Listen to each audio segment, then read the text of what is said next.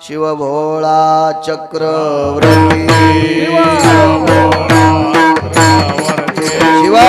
भोळा चक्रवर्ती त्याचे पाय माझे चिते त्याचे पाय माझे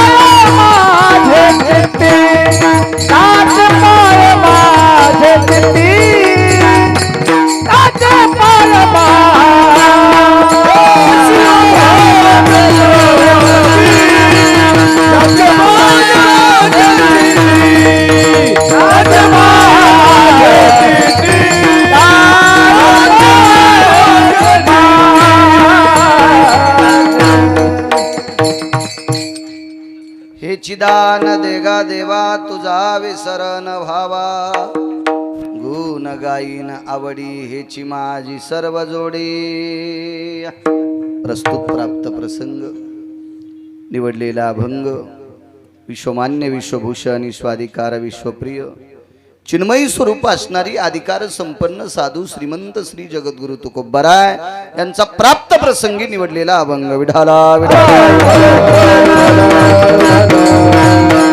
प्राप्त प्रसंगी निवडलेला अभंग एको कमी माझ्या देहूतील मालकांचा आहे। बालक या अभंगाद्वारे विश्वाच्या मालकासमोर मागणी मागतात, हे चिदान देगा देवा तुझा विसरण भावा, हे जगदानंद कंद जगतपते पंढरीशा पांडुरंगा माय बापा मला एक देऊन टाका, मला तुमचा विसर नाही पडला पाहिजे। पुन्हा गुण गायीन आवडी हेची माझी सर्व जोडी, देवा मी आवडीनं तुमचं गुण गावं ही माझ्या जीवनातली जोड आहे। न लगे मुक्ती आणि संपदा, देवानं थोडस कामीज दाखिलतं। देहूतल्या मालकांना सांगितलं, प्रभो मला मोक्ष सुद्धा नकोय, न लगे मुक्ती आणि संपदा, मला संपत्ती सुद्धा नकोय, संत संग देई सदा, मला संतांचं सानिध्य पाहिजे। ठीक आहे, विटेवरच्या मालकानं सांगितलं, तुकोबराय नित्य तुम्ही तुमच्या स्मरणात राहील, माझं आवडीनं भजन गाताल, संतांची संगती देईल, पण या काही गोष्टी करण्यासाठी मानवी शरीर पाहिजे, आणि मानवी शरीर प्राप्त पाहिजे असेल लागत असेल तर मग गर्भवासाला यावं लागेल, सुखे घालावे आम्हाशी। तुकोबरायनं सांगितलं, देवा गर्भवासाची आम्हाला काही भीती नाही, ज्यांना भीती होती ते मुक्त झाले, मुनी मुक्त झाले भेने गर्भवासा, मुनी मुक्त झाले भेने गर्भवासा, सुरासा सुलभ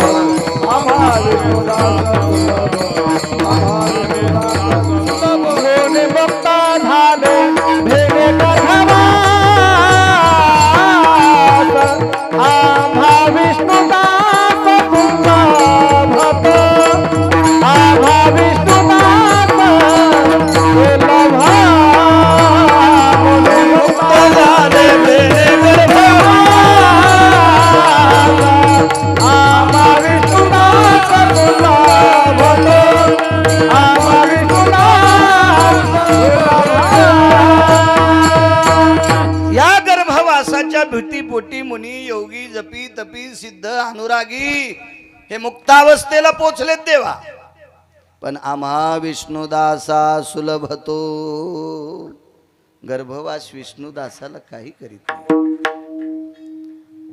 देवा अंतकरणात तुझं नामस्मरण आहे, भजन आहे, तुझ्या नामाचा टाहोय, तो काय करणार आहे गर्भवास। हा साधा सोपा सरळ अभंगाचा अर्थ झाला आपलं कीर्तन विठाला विठाला।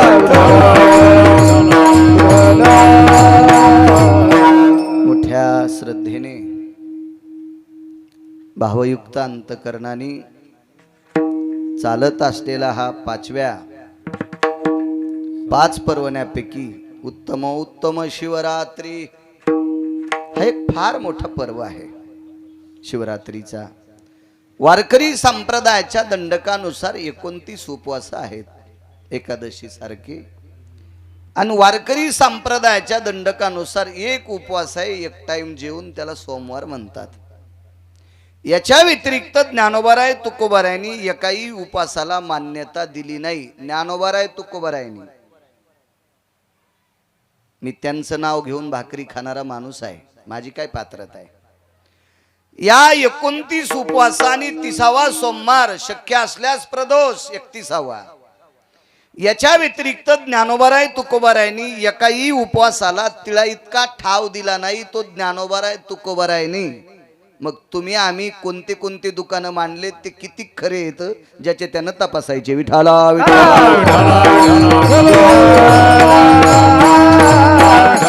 त्याच्यापैकी आजचा जो पर्व काळ आहे उत्तम शिवरात्री अत्यंत उत्तम आहे. फार मोठं पर्व मांगल्य आहे शिवरात्रीचा उत्सव. भगवान देवादिदेव सबदेवों के बाबा भगवान शिवशंकर यांचा हा उत्सव आहे. आणि या उत्सवानिमित्त चालत असलेला बोरेश्वर प्रभूंच्या कृपेने, भगवान बोरेश्वराच्या दयेने, त्या बोरेश्वराच्या साक्षात्काराने, बोरेश्वराच्या प्रसादनाने, कारण प्रसादिक मूर्ती आहे, अशा परम पावन विश्वनाथाच्या कृपेने, परिसरातल्या साधू संतांच्या आशीर्वादाने, योगी तप्यांच्या सिद्धांच्या आशीर्वादाने आणि या अधिष्ठानाला बोरेश्वराचे उपासक लाभलेले सद्भक्त आदरणीय हरिओम बाबा, त्यांच्या या असीम प्रयत्नातून चालत असलेला हा भगवान शिवजींचा उत्सव आहे. खूप सात्विक, सदाचारी, पुण्यशील, निराभिमानी, भोगविरहित. भोगाच्या बाबतीत जर विचार केला तर मी त्यांच्या पायाला चिटकलेल्या मातीची पण बरोबरी मी करू शकत नाही. उन्हाळा असो, हिवाळा असो, पावसाळा असो, याच अवस्थेत आजही त्यांची परिस्थिती आहे. एखादा निष्ठावंत वारकरी आला असेल, त्याच्या पुढे लोटांगण घालणे, त्याचा दोष न पाहणे, त्याच्या गुणदोषाचा कसल्याही प्रकारचा विचार न करणे, त्याच्या गळ्यातली तुळशीची माळ, रुद्राक्षाची माळ, कपाळाचा गोपीचंद, बुक्का इतकं पाहून मातुड्यात त्याच्या पुढे लोटांगण घालणारा एक निष्ठावंत वारकरी माझ्या बोरेश्वराचे उपासक सद्गुरू हरिओम बाबा. मी तसा रगील माणूस आहे, मला काय अशी भीती वाटत नाही कोणाची, काय नाही. पण मी फक्त भीतो अशा सात्विक लोकांना. बाकी किवडा जरी रावणा इतका श्रीमंत आला तरी मला काय त्याच्या कपाळाला कपाळ घासायचं नाही, आणि तो बी भडवा मला काय देणार नाही. मी बी भिकारचोट नाही त्या नालायकाला मागायला. माझ्या पांडुरंगाने, माझ्या बोरेश्वराने मला यथासांग दिलेला आहे. मी फक्त भीत असेल तर निष्ठावंत वारकऱ्यांना भेटतो. वाक्य नीट ऐका, महाराजायला बी भेट नाही. महाराज भोगवादी असू शकतात, महाराज चंगळवादी असू शकतात, महाराज पैसे झाल्यावर चुकीचे कामं करू शकतात, पहिल्या 3 सोडून 5वी करू शकतात. महाराज काही पाप करू शकते, पाप करत नाही ते फक्त वारकरी. आणि म्हणून त्या वारकऱ्यांना फक्त भीतो. एक महाराज म्हणला माझ्याकडे लय भारीची गाडी आहे, घाल मग आमच्या अंगावर. त्या गाडीचा आणि याचा काय संबंध आहे? माझ्याकडे एवढे पैसे, अरे कोणाकडे पैसे आहेत त्याचा काय विषय नाही. नाही भ्यायचं कोणाला, भ्यायचं फक्त तुम्हाला एक सांगतो, तुमच्या पायाला स्पर्श करून विनंती करतो, फक्त जीवनात अपमान करू नका वारकऱ्याचा. वाका मायबापाच्या पुढं, वाका देवांच्या पुढं, वाका ज्ञानोबाराय तुकोबारायांच्या पुढं, आणि त्याच्यानंतर जर पुढं वाकायचं असेल तर महाराजांच्या पायावर वाकूच नका, वारकऱ्यांच्या पायावर वाका. विठाला विठाला. कारण विश्वाच्या मालकाचं शुद्धांतकरण एक तत्व होतं देवाच्या मालकाचं. ते तत्व म्हणजे संत शिरोमणी निळोबाराय. मस्तक हे पायावरी, मस्तक हे पायावरी, वारकरी संताच्या, वारकरी संता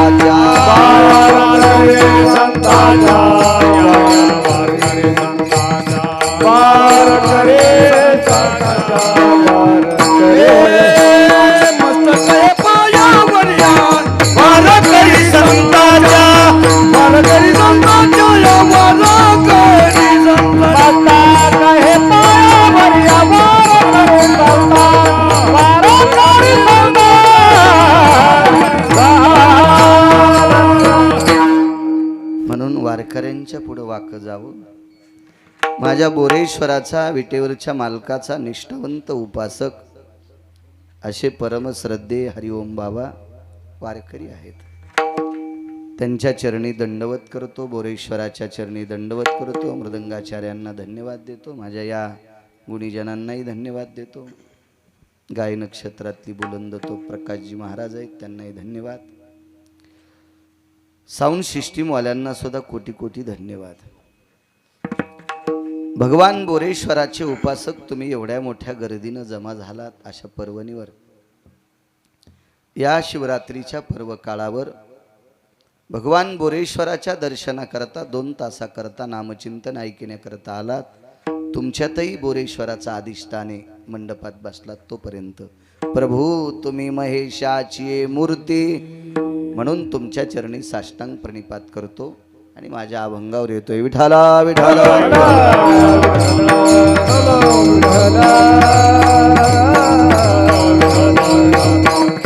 आज काय मागणी आहे तुकोबारायची? तुझा विसर न व्हावा. पर्वकाळ शिवरात्रीचा आहे. महाराज, या 2 मालकांचा ज्यांना विसर पडत नाही ती माणसं फार मोठी असतात. विटेवरचे मालक आणि काशीतले मालक. विसर न पडणे म्हणजे नित्य अंतःकरणात ह्या दोघांना ठेवणे, देखावा करणे नाही. उजळडकी घागर भरून घेतली, महादेवाच्या अंगावर रिचवली, दुसरी भरून आणली, तिसरी भरून आणली. हे देवाला वल करणं म्हणजे फार मोठेपणा नाही. हे वरून दाखवणे, त्याला आत ठेवणं सर्वात मोठा पुरुषार्थ आहे. या 2 देवायला आतमध्ये जागा द्या. पंढरीतल्या मालकांना आणि भगवान बोरेश्वर म्हणजे काशीतले मालक आहेत. या 2 मालकांना जागा देताच आली. तो डोक्यावर बी देऊ नका, खांद्यावरही देऊ नका. ते रिकामे नाहीत कोणाच्या डोक्यावरून खांद्यावर बसायला. तुम्हाला भाव असेल, श्रद्धा असेल तर तुमच्या अंतःकरणात जागा द्या. आणि या 2 देवायला ज्याने अंतःकरणात जागा दिली त्याच्याकडे तो बघतो. बघ, आपली चिंता तो करतो. तुझी चिंता त्याशी सर्व आहे, आपली ती चिंता करत असतो. जागा द्यावी. पर्वकाळ शिवरात्रीचा आहे. महाराज, याही मालकाला अंतःकरणात ठेवण्यात किती मोठं रहस्य आहे. दिवर नावाचा एक व्यक्ती होऊन गेला. सात्विक सदाचारी पुण्यशील पावन आहे असं भगवान बोरेश्वरांचं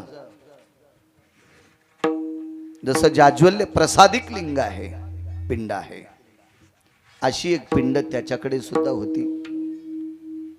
एकदम साध असं कौलाचं घर, छोटस मंदिर, बारीकसा गाभारा, आणि त्याच्यामध्ये तो भगवान शिवजीची उपासना करायचा. रात्रंदिवस अंतःकरणात त्याच्या शिवजीच होते.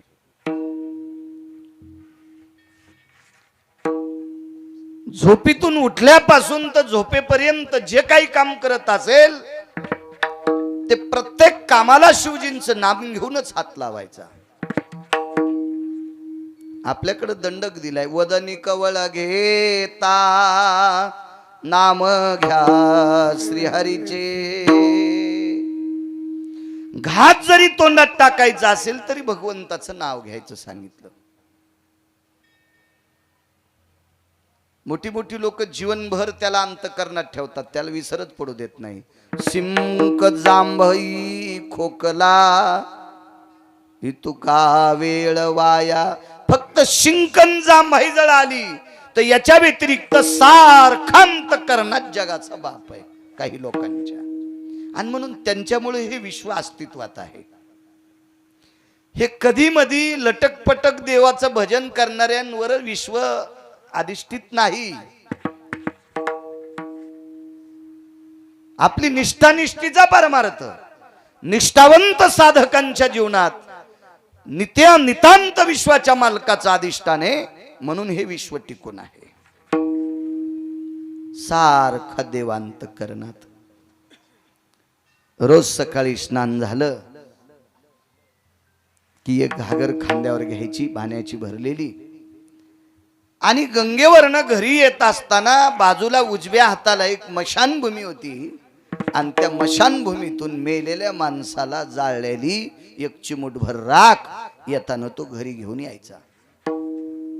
नित्य अंतःकरणात ठेवणारी माणसं किती अधिकारी असतात. तुझा विसर न व्हावा, तशी मागणी तर विटेवरच्या मालकाची आहे.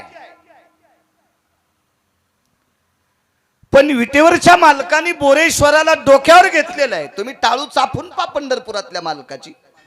पंढरपुरातल्या मालकाच्या टाळूवर भगवान शंकरांचं शिवलिंग तुम्हाला दिसेल, हाताला स्पर्श लागेल, कारण डोक्यावर घेतलं मालकाला. याच्या पलीकडे सांगू का, भगवान शिवजींमुळेच तुम्हाला भजन, मला कीर्तन आणि तुम्हाला पक्वाद.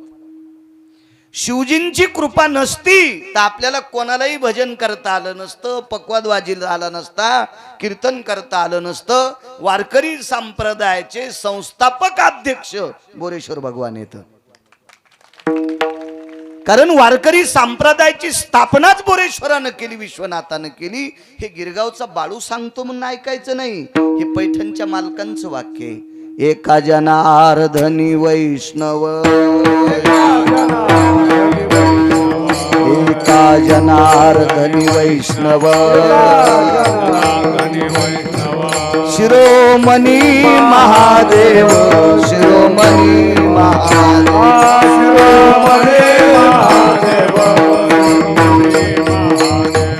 शिरोमणी महादेव, एका जनार्दनी वैष्णव, शिरोमणी महादेव, शिरोमणी महादेव, शिरोमणी महादेव,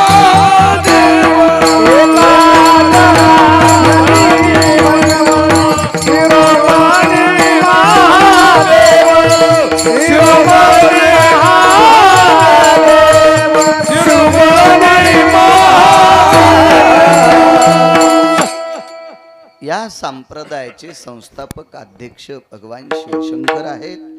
हे पैठणच्या मालकांनी नमूद करावं. वाक्य हे गाफील माणसांचं ग्राह्य धरल्या जात नाही, अधिकाऱ्यांचं ग्राह्य धरल्या जातं. आणि त्या बोरेश्वराचा उपासक नित्य अंतःकरणात बोरेश्वराला रोज एकदा चिताभस्म देवाच्या पिंडीला लावायचं, आणि मग त्यानं त्याचं दिवसभर काय वाट्याला आलं असेल ते काम करायचं. पण ते काम करीत करीत त्यानं नित्य भजन करायचं. मला असं वाटतंय, पोळ्या लाटता लाटता जरी एखादी बाई रामकृष्ण हरी म्हटली, पोळ्या लाटता लाटता, कारण बेलणं तर काही तोंडात नसतं, पोळ्या लाटायचं लोटाळणं ते काय तोंडात नसतं, तोंड रिकामं असतं शक्यतो पोळ्या करताना तरी. मग पोळ्या करताना जर ती रामकृष्ण हरी म्हणली किंवा ओम नमः शिवाय म्हणली, तर त्या पोळ्या ज्याच्या पोटात गेल्या असतील त्याचे दोष दुरुस्त करतील. दोष इतकी ताकद असते त्या पोळ्यामध्ये, त्या भाकरीमध्ये, त्या पोळीमध्ये, त्या चपातीमध्ये इतकी ताकद असते. जीवनभर त्यानं भजन केलं देवाचं. त्याचा नित्यनेम होता चिताभस्म शिवजीला समर्पित करायचं. कर्म नो गहनो गती.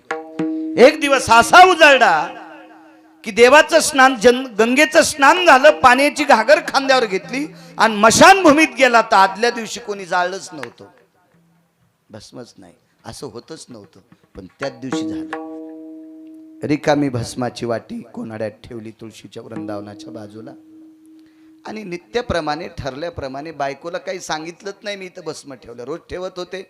पण आज म्हणायला पाहिजे होतं की कालच्या रात्री कोणी मृत्यू पावलं नाही, म्हणून मशानभूमीत कोणाचा अंत्यविधी झाला नाही ग, याच्याकरता चिताभस्म नाही शिवजींना, असं ते विसरून गेले. आणि ते त्यांच्या पूजेत मग्न झाले. देवाला स्नान घातलं, पिंड पुसून काढली, पांढऱ्या रंगाची फुलं असतील, काय काय असेल ती संपूर्ण आरास करायचं ठरविलं.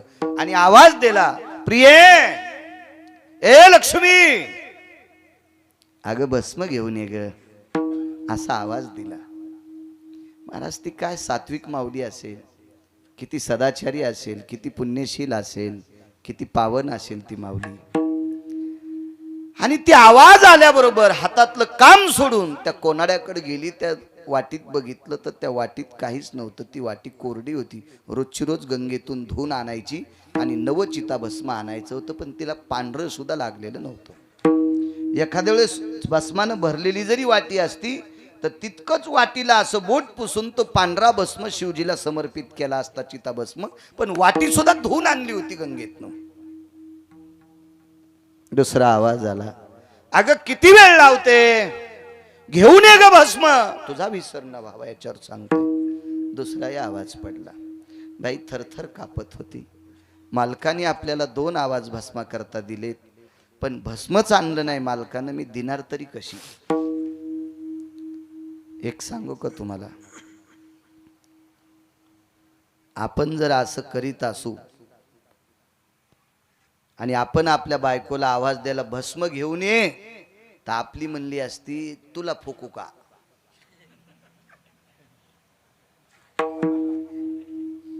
मी पण त्याच्यात आलो, तुमच्या अंगावर दगड टाकतोय असा विषय नाही. आपली म्हणली असती कोणी मेलच नाही ना काल, मशानात अंत्यविधी झालाच नाही ना, तुम्ही चिताभस्म आणलंच नाही, मग देऊ कसलं, निदान इतकं तरी आपली म्हणली असती. ती बाई तेवढं सुद्धा बोलली नाही. बाई मनाला खात होती. मालक कसे विसरले असतात, त्यांना कसं कळत नसेल की त्यांनी भस्म आणलंच नाही. वारंवार मला आवाज कसा देतात. तिसरा आवाज आला तर करू काय. 2 आवाजापर्यंत ठीक होतं, कारण कपाळावर कुंकू असलेल्या, वाक्य नीट ऐका, कपाळावर कुंकू असलेल्या सात्विक सदाचारी पुण्यशील बाईनं नवऱ्याचा तिसरा शब्द मातीत जाऊ दिला नाही पाहिजे. तिला प्रसन्नपणाने कपाळावर कुंकू लावण्याचा अधिकार आहे. ती कोणतंच वाक्य नवऱ्याचं ऐकत नसेल तर तिनं कपाळावर कुंकू लावणं म्हणजे कुंखाचं पिठलं करून कपाळाला चिटकी नये. महाराज अधिकारी लोकांसाठी असते ते, तुमच्या माझ्यासाठी नाही. आपला खेळ सगळा पोकळवादी, सगळा देखावा. आपला आतून काही नसतं, काही संबंध नसते. आज्ञाभंग काय असते, वैचारिक पातळीची लेवल काय, खाली किती गेली, वरी किती गेली, लोक काय म्हणतील, काही संबंध नाही. मी म्हणजे मीच. या अवस्थेत जगत जीवन जगणारे तुमच्या माझ्यासारखे सगळे आपणच. त्या बाईने विचार केला, तिसऱ्यांदा आवाज जर दिला तर करावं काय, आणि तसंच झालं. आवाज दिला, अगं अन्न ना ग. बाईने विचार केला, तिसरा आवाज पडलाय, आज्ञाभंगतेचं पापक लागतंय. कापूर घेतला, हरिओम बाबा. तो कापराचा ढिगल केला, त्या कापरावर बसली आणि त्याच्यावर विस्तू टाकून दिला आणि स्वतःचं शरीर जोहार करून घेतलं.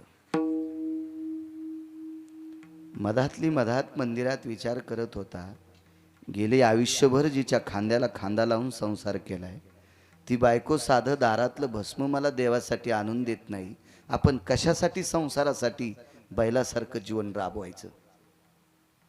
हात हे आपल्या जीवनाची, धिक्कार आहे आपल्या जीवनाचा. जी आपल्याला दारातलं तुळशी वृंदावनाच्या बाजूला ठेवलेल्या कोनाड्यातली वाटी भस्माची आणून देत नाही, तीन आवाज देऊन आपण या संसारासाठी बैलासारखं राबायलो, असा त्यानं विचार केला. पण भस्म आणलंच नव्हतं त्यानं. हे कुठं लक्षात आहे. अनावधानानं विसरून गेला आणि हयात होऊन थकून मंदिराच्या गाभाऱ्याच्या बाहेर आला तर तुळशी वृंदावनापाशी दिव्य तिच्या शरीराचा सुगंध येत होता. पाहिलं तर राखुंड्याचा ढिगल पडलेला होता. राखुंड्याचा ढिगल पडला होता. लक्षात आलं, कालच्या दिवशी एकही इथे माणूस मृत्यू न पावल्यामुळं मशानभूमीत अंत्यविधी झाला नाही, आणि अंत्यविधी न झाल्यामुळं मी वाटी गंगेतनं धुवून आणली. पात्रामध्ये भस्म नव्हता आणि आपण पत्नीला आवाज दिला, 3 आवाज दिले, ती आणील कुठून, आणि मग तिनं स्वतःच्या शरीराचं जोहार करून घेतलं. काय पत्नी असेल महाराज. आणि त्या राखेमध्ये जाळलेल्या अस्थिच्या त्या पुंजामध्ये असा हात घातला आणि मूठ भरून चिताभस्म घेतलं. हे चिताभस्म ज्या वेळेला असं भरून घेतलं हातामध्ये, विठाला विठाला विठाला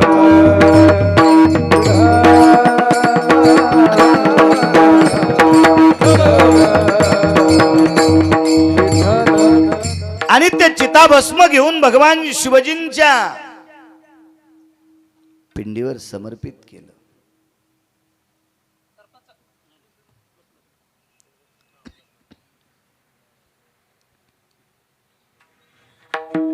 त्या मुठभर राखेतने एक कंगन खाली पडलं. ते सौभाग्याचं कंगन होतं. अक्षयी चुडा होता.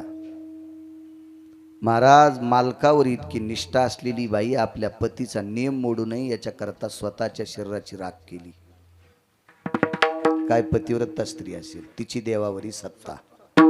तुका म्हणे पतिव्रता तिची देवावरी सत्ता. महाराज, बेल किती महादेवाला वाहला, पांडुरंगाला मंजुळ किती वाहली, आपण किती ग्रंथाचं पठन केलं, हरिपाठ किती बाऱ्या म्हणतो, तुळशीला प्रदक्षिणा किती करतो, त्यापेक्षा आपल्या भारतीय संस्कृतीचे आपण नियम किती पाळतो हा महत्वाचा मुद्दा आहे. महाराज ज्वार करून घेतला आपल्या पतीचा नियम मोडू नये. गेल्या 30-35 वर्षाची परंपरा. आज जर चिताभस्म नसतं तर आपल्या पतीचा नियम मोडून गेला असता. म्हणून स्वतःचं शरीर जाळून घेतलं आणि त्याच्यातली मुठभर राख मग नवऱ्याने भगवान शिवजीला अर्पण केली, बोरेश्वराला, विश्वनाथाला. त्याच्यातून एक बांगडी पडली, कंगन पडलं. श्रुतीने प्रश्न केला, जिथं स्वतःचं शरीर पेटून घेतलंय तिच्या हातातली बांगडी का जळाली नाही? माझ्या लहानपणी आम्ही बांगड्यांचं तोरण करायचो. लग्न कार्य असलं की कासार दादा बांगड्या भरायचे आणि त्या फुटलेल्या बांगड्याचं असं कोपऱ्यात गोठोडा असायचं, ते नेऊत द्यायचं नाही, ते ठेवून घ्यायचं. आणि त्या बांगडीचा एक भाग दिव्यावर ठेवला राखेलच्या आणि इकून दाबलं की ते काच इतका वितळतो, मग इकडचं तोंड मिटतं. म्हणजे त्या काचाचं पाणी होतं छोट्याशा मिनमिन दिव्यावर. तर मला सांगा, प्रेत जळेपर्यंत अग्नी किती वाढला असेल, त्या बांगड्याचं पाणी होतंय, पण पतिव्रतेचे कंगन जाळायची ताकद अग्नीत नाही. पतिव्रतेचं मंगळसूत्राचा दोरा सुद्धा जाळायची अग्नीत ताकद नाही.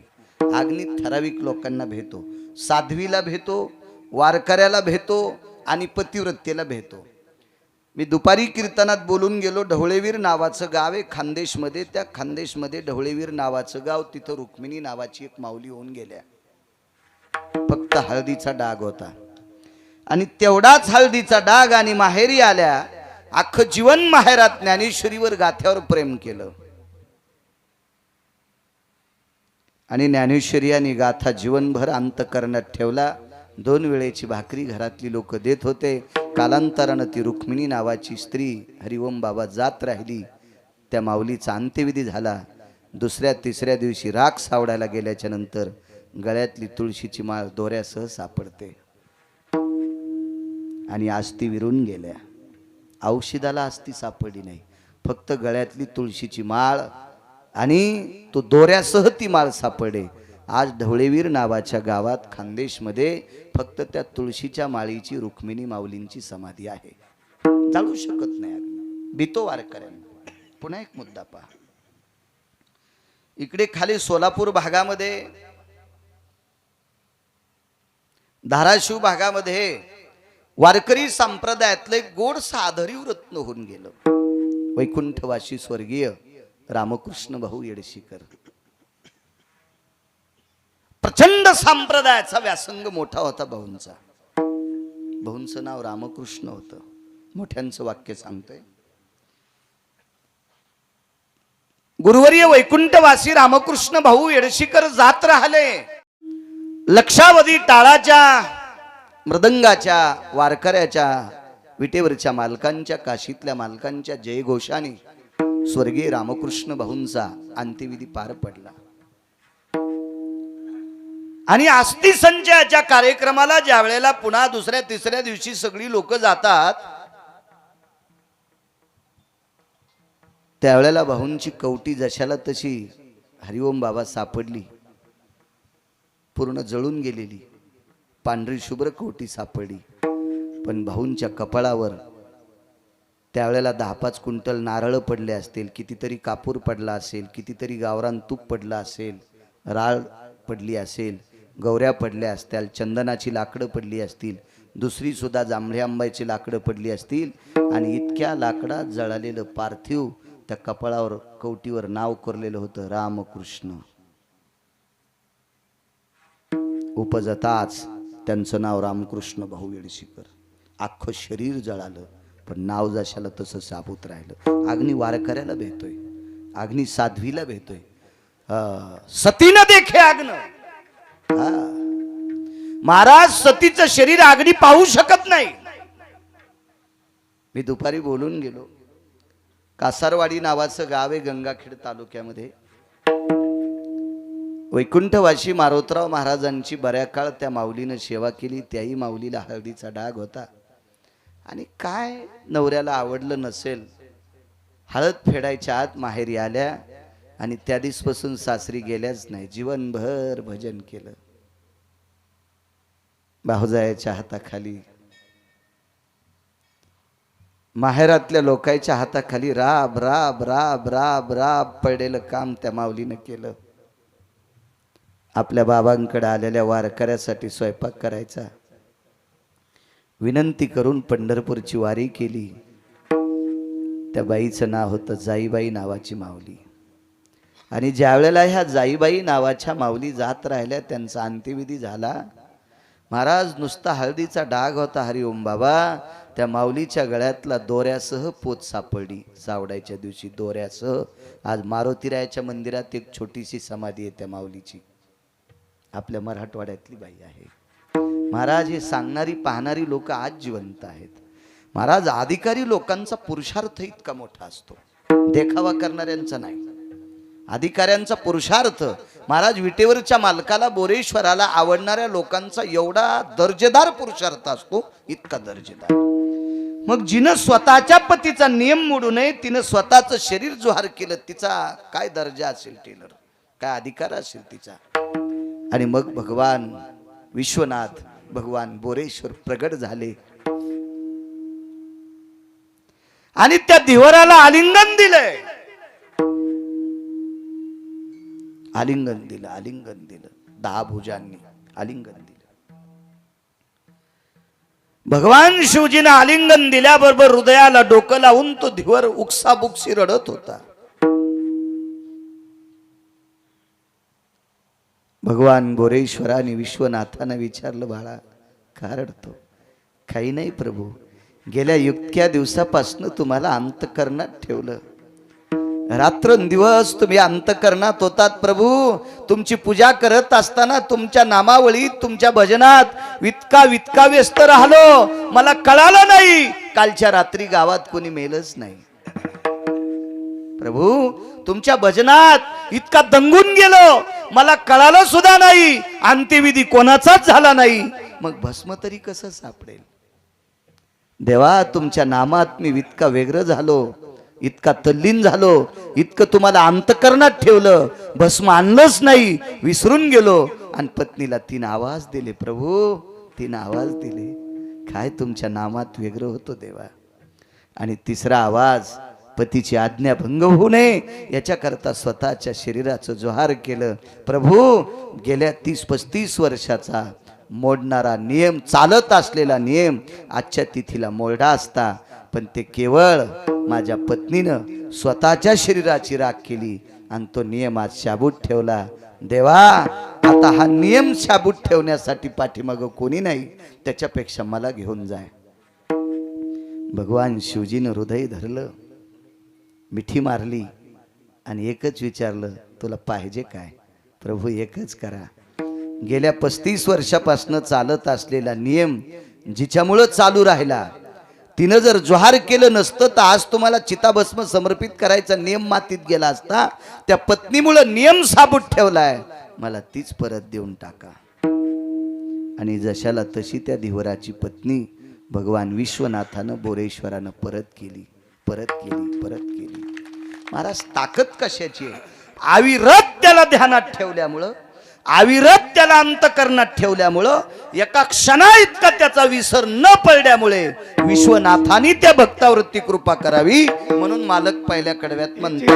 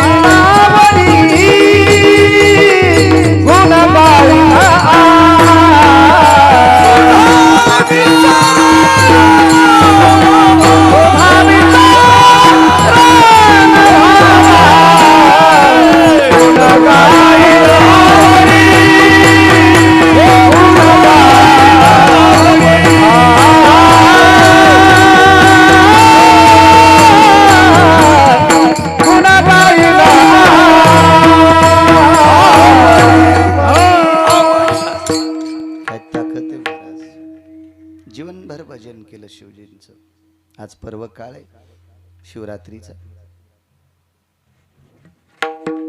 हरिओम बाबा एक वेश्या व्यवसाय करणारी बाई होती, वेश्याचा धंदा. किती मान्यता देता तुम्ही तिला?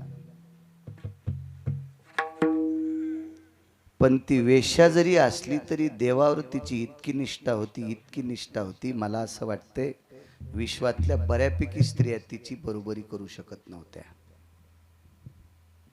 कुटुंबात वावरणाऱ्या, तुमच्या माझ्यासारख्या घरात राहणाऱ्या बायका सुद्धा तिची बरोबरी करू शकत नव्हत्या, इतकी तिची निष्ठा होती. व्यवसाय तिचा वेश्येचा होता, वारांगणा होती. नियम काय होता सांग? सूर्य अस्ताला जायच्या अगोदर जर तिच्याकडे कोणी आला, एखादा नराधम, तर त्या वेश्येनं त्या व्यक्तीची रात्रभर सेवा करायची. आणि प्रकाश बुवा, सूर्य मावळल्याच्या नंतर तिच्याकडे एखादा व्यक्ती एक ट्रक भर जरी सोनं घेऊन आला तरी त्या व्यक्तीनं तिला बाप म्हणायचं, बाप, भाऊ म्हणायचं, लेक म्हणायचं आणि दर्शन घेऊन आश्रमातून काढून द्यायचं. अन्यथा राहायचा असेल माझ्या आश्रमात रात्रभर तर बाप होऊन राहाय, माझा भाऊ होऊन राहाय किंवा माझा मुलगा होऊन राहाय, हा तिचा नियम होता. सूर्यास्त झाल्यावर केवढा जरी आला तर केवढा जरी आला. महाराज त्या वेश्येची परीक्षा पाहण्यासाठी नाना प्रकारच्या देवतेनं परीक्षा पाहिली, पण ती नापास झालीच नाही, झालीच नाही. तिचं नाव होतं महानंदा. काय निष्ठा असती काही लोकांच्या जीवनातला नियम असतो. असू द्या, ती वेश्या असेल, तुम्हाला काय घेणं आहे तिचं? पाप उचलायचं काम. काय मागच्या जन्मातलं तिचं असेल याच्याकरता ती त्या व्यवसायात पडली असेल. तुम्ही विनाकारण तिचे वाभाडे काढणं म्हणजे तिचे धुणे धुणे तुमच्या डोक्यावर पाप घेणं. माणसं बऱ्याच वेळेस स्वतःचा पुरुषार्थ मातीत घालतात आणि दुसऱ्याचे उकांडे उकरायचे जास्त नादी लागतात. हे मागच्या जन्मात भडवे कोंबडे होते. कोंबडे अजूनही उकांडे उकरते. तुका म्हणे झाले कोंबड्याची परी, तुका म्हणे झाली कोंबड्याची परी, पुढेची उकरी लाभ नाही,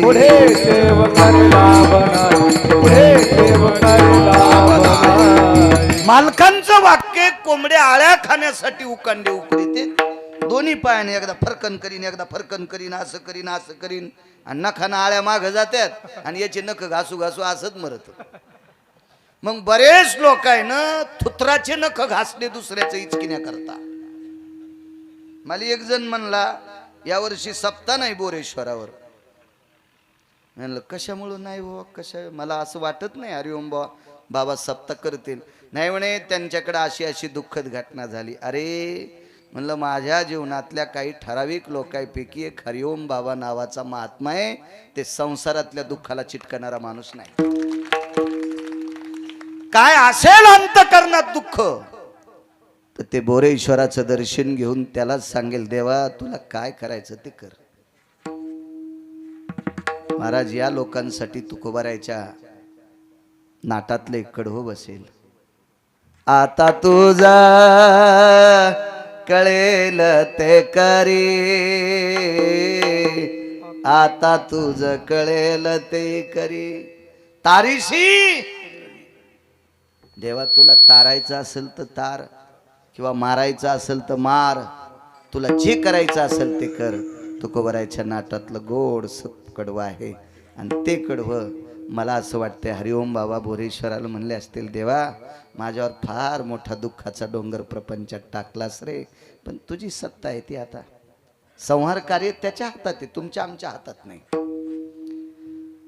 मला एक म्हणायचंय की ज्याचा मामा पंढरपुरातला मालक सख्खा मामा आहे हरिओम बाबा, अभिमन्यूचा सख्खा मामा द्वारकाधीश कृष्ण परमात्मा विटेवरचे मालक होते.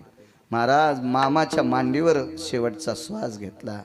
जिथं जगाचा बाप ज्याचा मामा आहे त्याच्या भाषाचा मृत्यू थांबू शकत नाही. तुम्ही आम्ही कोण येत राजेहो? आपल्याला ठरलेल्या वेळेला जावं लागेल. ते काय तुमच्या आमचा आजचा विषय.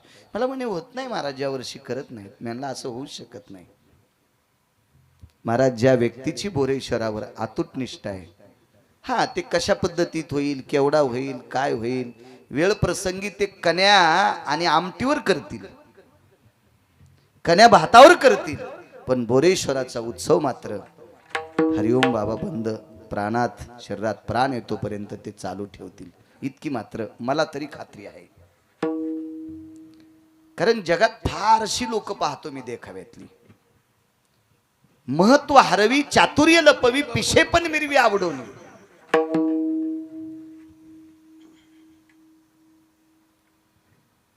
मला बुद्ध्यांक दिला असेल, मला अभ्यास दिला असेल, शास्त्राचा, पुराणाचा, वेदाचा अभ्यास दिला असेल, तरी पण मी एखाद्याच्या पुढे वागताना मी माझ्या शरीराचा विचार करतो. माझे कपडे मळतील का, मातुड्याचा डाग लागेल का. महाराज कितीही सामान्य वारकरी बिचारात छोटासा अभ्यासू पण नीती संपन्न वारकरी आला तर त्याच्या समोर पळत जाऊन पुढे त्या कीर्तनकाराच्या पुढे लोटांगण घ्यायची ज्याच्यात ताकद आहे. महत्व हरही चातुर्य लपवी. टेलर तुम्ही पण पाहिलं नसेल असं महाराज. गठुडे देणारे खूप लोक सापडतील आम्हाला.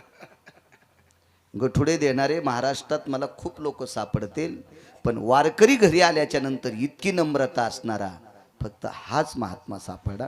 इतकं मी कॅमेऱ्यावर सांगतोय. अजय निष्ठावंत भाव भक्ताचा स्वधर्म, निष्ठावंत भाव भक्ताचा स्वधर्म, निष्ठावंत भाव भक्ताचा स्वधर्म, निष्ठावंत भाव भक्ताचा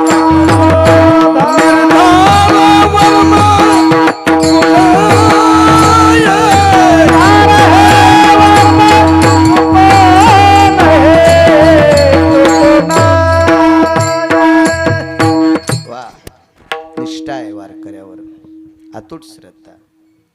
आणि अशी माणसं मनावर रुसतील, देवावर रुसत नाहीत. देवावरी का रुसावे, आपला प्रारब्ध आहे ते. संसारातली खाज गळगे, उन्हाळे पावसाळे पावसाळे हिवाळे, हे खड्डे खुड्डे, हे जे काही दुःख येत असतात ते आपल्या प्रपंचाचा भोग आहे, आपल्या जीवनातला भोग आहे. विनाकारण देवाच्या डोक्यावर टाकून आपण कुडत बसणं हे मूर्खपणाच्या यादीतले आपण लोक आहोत. विठाला विठाला.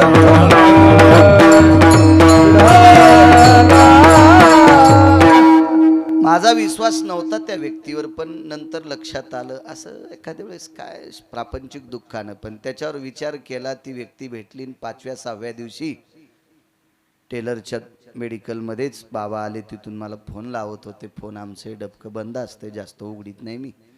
आणि संध्याकाळी टेलरनं फोन केला, हरिओम बाबा आलते, तुमच्या तारखेविषयी बोलत होते. म्हणलं तारीख कधीच लिहून टाकलेली, त्यांची काय चिंता नाही.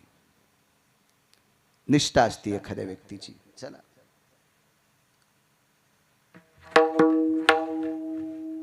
केवढा जरी आला तर आपल्या नियमात बदल नाही. हा भाव त्या महानंदेचा होता.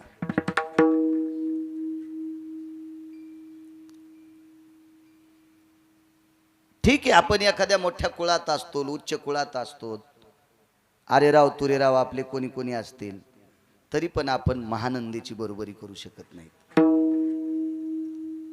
आपण तिच्यासारखा व्यवहार करत नसलो, आपण फार शिष्टाचारात वावरत असलो, तरी आपण महानंदीची बरोबरी करू शकत नाहीत.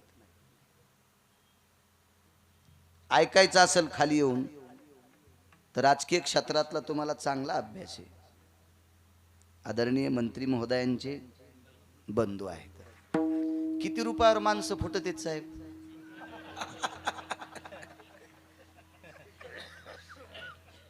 मी तर नुसतं ऐकिले, लोकांचं ऐकिले. तुम्ही तर अनुभवले.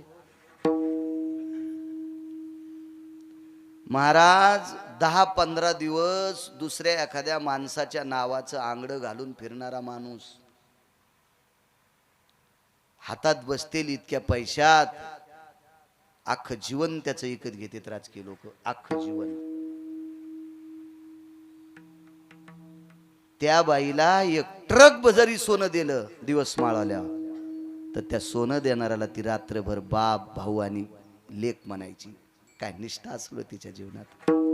आणि परत जर जावाच वाटत नसल तर रात्रभर तू भगवंताचं भजन माझ्या बाजूला बसून तू ऐकत राह. पण ते एवढे मोठे पैसे घेऊन आणारा हरामखोर भजन ऐकायला आलेलाच नसतो. त्याचं कितीतरी पिढ्याचं पाप उतवालेलं असते, तो भजन ऐकायला कसं येईल. पण तिनं ती रात्र मात्र त्याला बाप भाऊ आणि लेक म्हणायचं. आणि तेवढी रात्र तिनं आवडीनं देवाचं भजन करायचं. ती बसून भजन करायची. कोण होतं सोबती तिच्या जीवनात? एक कोंबड आणि एक माकड. म्हणजे खरोखर कोंबड आणि खरोखर माकड तिच्या जीवनातले सोबती.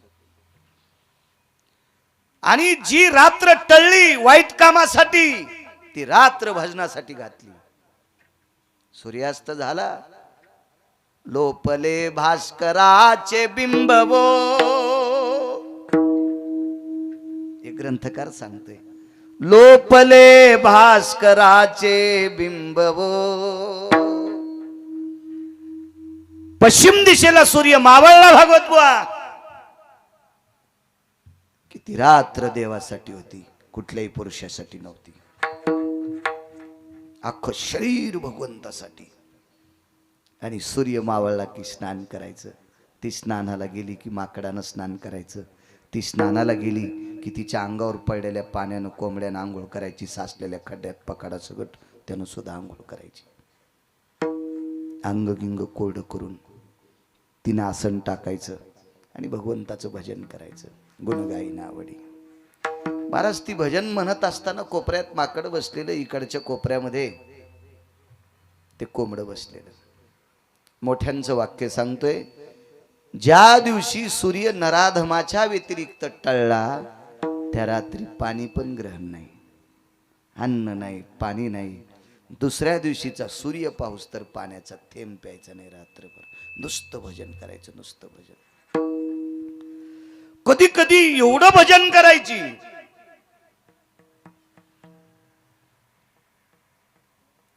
की या दोघांना ग्लानी यायची, माकडाला आणि कोंबड्याला. तिनं पाहिल्याबरोबर म्हणायचं, अरे कोण्या जन्मात पाप केलतस रे म्हणून कोंबड झालास, कोण्या जन्मात पाप केलत रे म्हणून माकड झालास. मी कोण्या जन्मात पाप केलं रे म्हणून वेश्येच्या कुळात जन्माला आले रे. अरे इथून पुढचं जीवन गोड करायचं असेल तर तोंडान भजन म्हणता येत नाही तुम्हाला. काय झोपता रे, नाचा, झोप येणार नाही.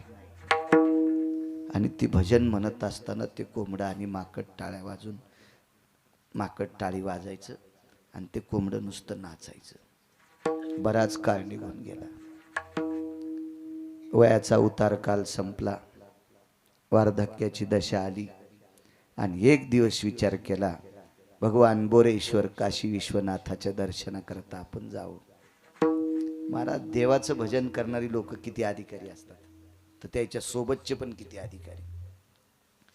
विश्वनाथाच्या दर्शनाकरता गेली. तिथे गेल्यावर आता काय बरं, जरी अंगावर कपडे थाट वैभव सगळं दर्शनाकरता निघाली. तिथं कोणालाही रोखवत नाहीत, फक्त हिला दोन गोष्टीमुळे रोखवलं. सोबत माकड आणि कोंबड याच्याकरता रोखवलं. ए बाई ठैरी का म्हणे, सगळ्या बायका चालल्यात, सगळे पुरुष चाललेत, त्यांना रोखत नाहीत, मला का? ऐका म्हणे बाई, तुम्हाला ह्या दोघांना मध्ये नेता येणार नाही. कोंबड्याला आणि माकडाला मध्ये नेता येणार नाही. शिवरात्रीचा पर्व काळ आहे, याच्याकरता शिवजीवर बोलतोय. समय जाना, समय जाना. आपल्या संप्रदायाचा नियम आहे.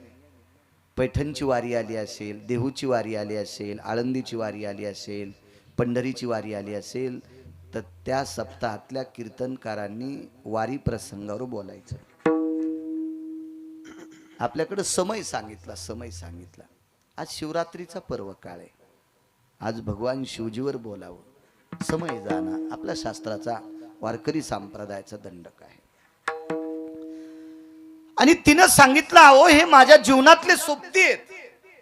हे दुसऱ्याचं उकंडे उकरणारं कोंबड नाही आणि कोणाच्या झाडावर नाचून पत्रावर उड्या हाणणारं माकड नाही. हे माझ्या भजनामध्ये नाचणारं माकड आणि कोंबड आहे. पण साहेब ते पुजारी कसा मानेल? त्याने विचार केला माकड भजन करतच नसते, फक्त ते प्रभू रामचंद्राच्याच काळात केलं. आता ते सापडणार नाही. आणि कोंबडे तर जीवनात भजन करीत नाहीत. कोंबडे कसे भजन करतील? हा, कोंबडं भजन करीत असतं का कुठून? त्या पुन्हा काशीतल्या पुजाऱ्याला त्याच्या का गोळ्या संपल्यात का काय, ते कसं मानेल ते? त्या बाईनं सांगितलं दादा माझ्यावर विश्वास ठेव, मी एकटी दर्शनाला येणार नाहीत, मला यांना सोबत न्यायचंय. काय त्या पुजाऱ्याला भावला असेल किंवा त्याला तिने इकत घेतला असेल ते काळ जाणे आणि ती जाणे. मी काय तिथला सरपंच नव्हतो, त्याच्यामुळं इतकं खोलवर मी पण हात घालीत नाही, तुम्ही बी इतक्या खोल जाऊ नका. मग तिनं त्या काळात त्या पुजाऱ्याला देऊन घेऊन कोंबडन माकड मधात नेला असेल का, किंवा ती तिच्या ताकदीवर गेली असेल का? दोन. आणि तिसरा मुद्दा, तिच्या त्या वाणीला, त्या शब्दाला, तिच्या त्या दयाळू वाणीला एखाद्या वेळेस पुजारी भावला असेल का? आणि भाऊक होऊन त्यानं म्हटलं असेल जाऊ द्या, इतके पापी घ्याले तर त्याच्यात माकडालाही घेऊ द्या आणि कोंबड्यालाही दर्शन घेऊ द्या. पण त्यानं मर्यादा घातली, मी पिंडीच्या जवळ जाऊ देणार नाही, नाही येऊ द्याचं म्हणे. गाभाऱ्याच्या इकडच्या कोपऱ्यामध्ये माकड बसेल, या कोपऱ्यात कोंबड राहील, मात्र ते काही जवळ येऊ देणार नाहीत. मला दर्शन घेऊ दे. आणि योग असा होता दुपारची आरती, त्या आरतीच्या वेळेला आतमध्ये प्रवेश केला. आणि मग आता शिवजींची आरती म्हणल्यावर काय, विश्वनाथाची आरती होती ती. आणि त्या विश्वनाथाच्या आरतीचा गाभाऱ्यात संबंध वारांगणेला महानंदा नावाच्या वेशेला आला. जाऊ द्या, शेवटी मानवी होती बिचारी, पण तिच्या बाजूला कोंबडा आणि माकड उभे. तो पुजाऱ्यानं जास्त दंडक दिला, कोंबड जवळ नकोय. वक्ते बाबा कोंबड्याच्या बाबतीत लय बोलायचे, अजून तितकं वय माझं नाही, 10 वर्ष वाचिलं तर ते पण बोलन, लय बोलायचे बाबा कोंबड्याच्या बाबतीत. आता जे आरती वक्ते बाबांना एवढा अभ्यास, तर त्या काळातल्या काशीतल्या पुजाऱ्याला किती अभ्यास असेल. त्यानं सांगितलं हे बेटो कोंबड तिकडं पलीकडच उभं राहू द्या. आणि आरती झाली. साहेब आरती झाल्याच्या नंतर मंत्र अक्षदा, ओम यज्ञेन यज्ञमय जंद देवास्तानि धर्माणि प्रथमान्यासः तेहन्नाकं महिमान सचत्रयत्र पूर्वे साध्या संति देवाः, असं मंत्र पुष्पांजली सुरू झाली.